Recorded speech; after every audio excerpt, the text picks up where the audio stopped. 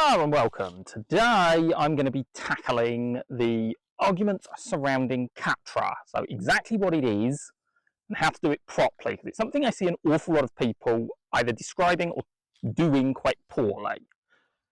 So before we start, let's actually define what Khatra is. So the best definition I can come up with is it is a movement of the bow at or after release, deliberately to get the bow out of the way of the arrow.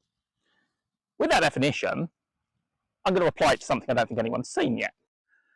So, for anyone unfamiliar, this is an Olympic target recurve from my past life as a target archer. I would argue this is conventionally shot with a, albeit slightly different, but form of Khatra. Let's have a look.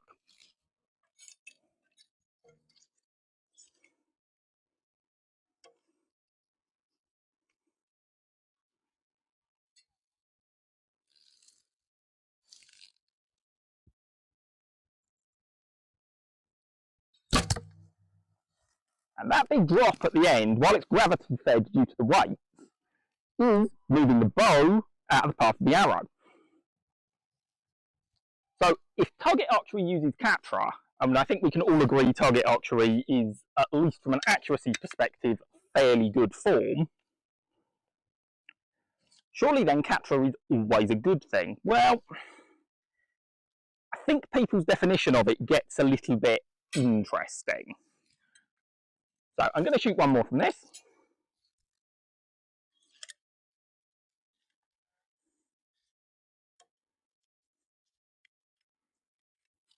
So to my draw. And my bow drops. Now this is a gravity fed effect, which Khatra isn't normally. It's normally done by torquing your hand, but bow is still moving out of the way. So let's start applying these principles to things we might be slightly more familiar with as having Khatra. Okay, a more conventional Khatra tends to show up in two forms. Commonly these are referred to as a down Khatra and a side Khatra. Sometimes both. Now, with this bow I'm going to talk a little bit about a forward Khatra, so a downward, so my top limb is going to drop down. Now what's important here is how I set this up. This is not, when I get to full draw, I'm going to throw my bow hand down. That doesn't work. That's going to pull my arrows around the target.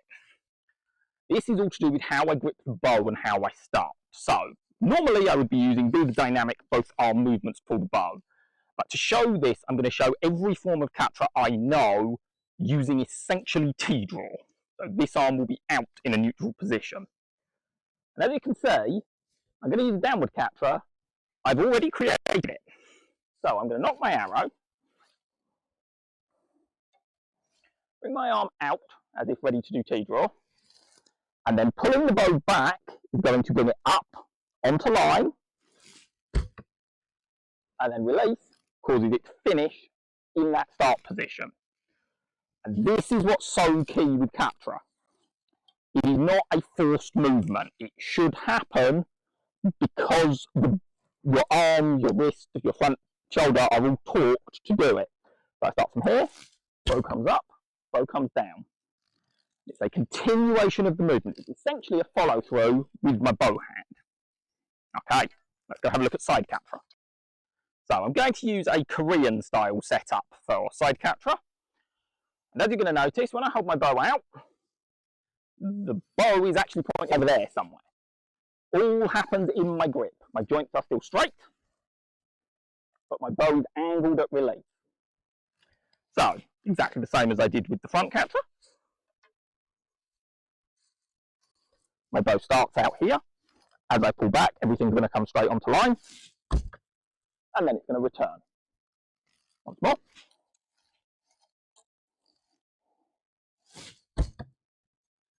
And back to line. You can see the movement is just where my start position is. This has all happened before I start pulling the bow, not happening afterwards. Okay, let's have a look at this from a more subtle aspect. So let's now apply this to free finger shooting, sometimes referred to as cash-eye style. This I'm not going to do a side Khatra, but I am going to do a very subtle downward, because the way my grip works, I want to be pushing with the top part of my hand and gripping with the bottom fingers. This creates this as my start position. Subtle, nowhere near as extreme, but it's still a bow movement after release. Let's have a watch.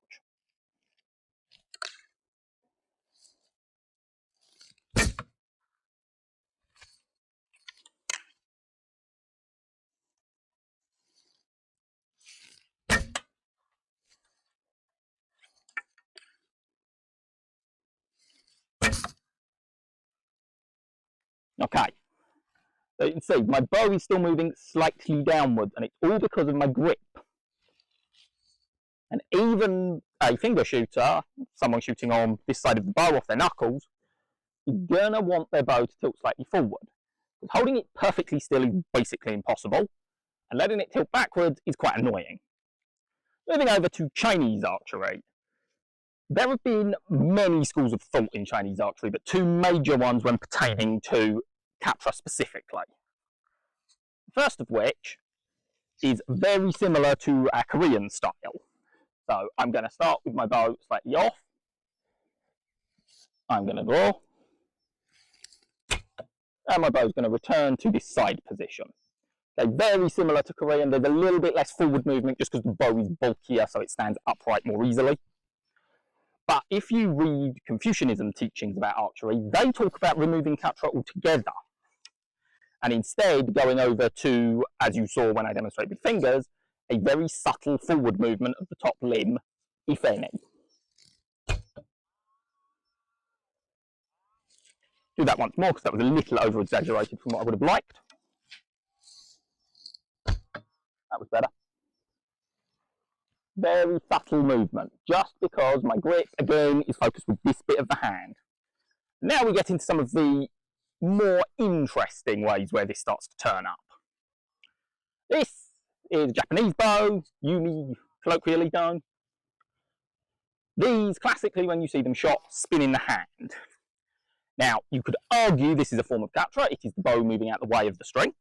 That's essentially what's happening. However, the reason this bow does it is to do with how the bow's built.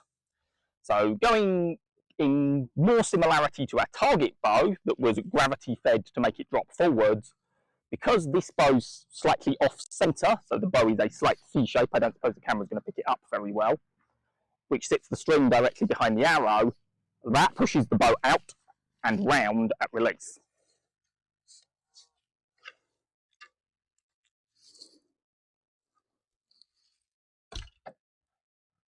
Like so. Now this is created because of the shape of the bow. So it is a very different meaning. Let's have a look once more.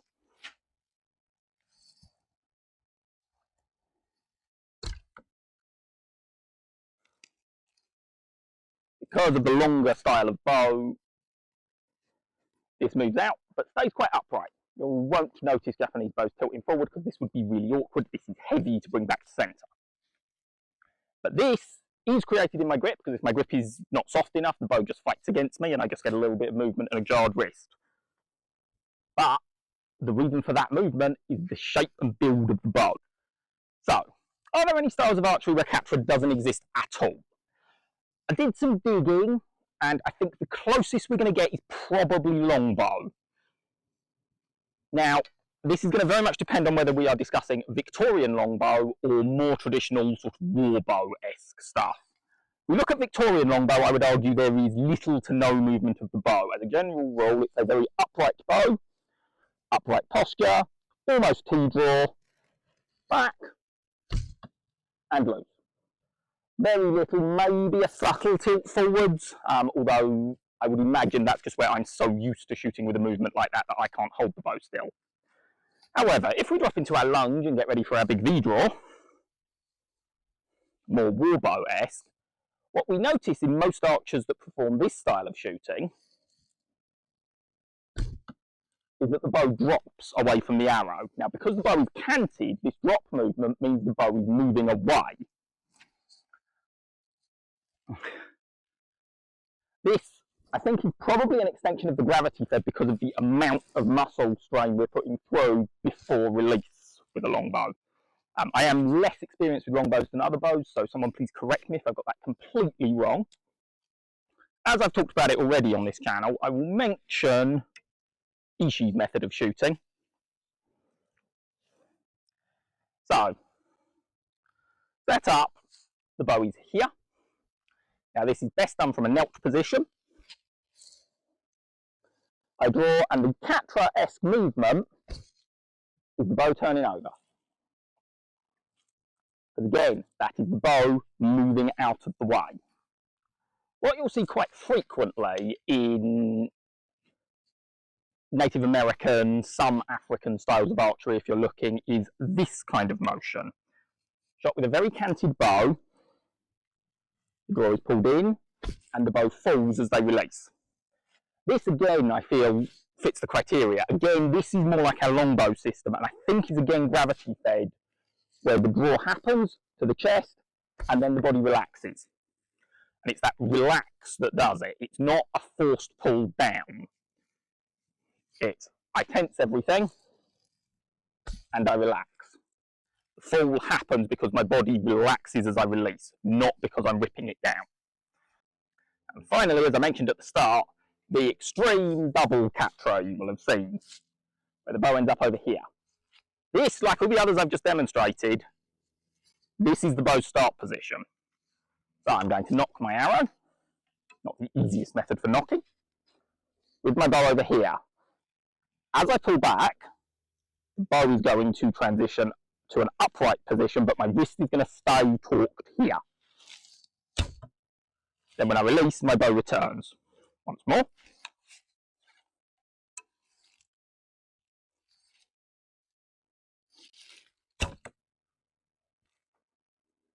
And as you can see, all of these movements have to be a natural relax to neutral. So developing a good Khatra comes from deciding what your neutral is going to be, so having a good and very consistent start and end position. That can be, my bow's limb is slightly tilted forward. It can be a huge extreme to one side. It can even be a dropping motion in some respects, as I've demonstrated. But it must be a relax into the position. It can't be a big throw, because that will pull your arrows around. It has to happen naturally and not be forced. To make them look correct takes a great deal of practice. Initially, they're going to look inconsistent, but if we go back to our target archers don't have the bow rolling consistently to start with. That takes a while. It's all about getting used to this arm relaxing into whatever your end position is. If your end position is out here, that's fine. But this is also the start position for everything else. This will look a lot more comfortable, and drawing will be a lot more comfortable if I engage the elbow and draw with both sides of my back, coming into the middle. Now this looks really familiar. All I've done is folded. Okay. I hope this has cleared some of the misconceptions up around exactly what Khatra is and how it's done. It is the same as your follow through, just with the bow hand. So it is all about that relaxed end position. Thank you all for watching.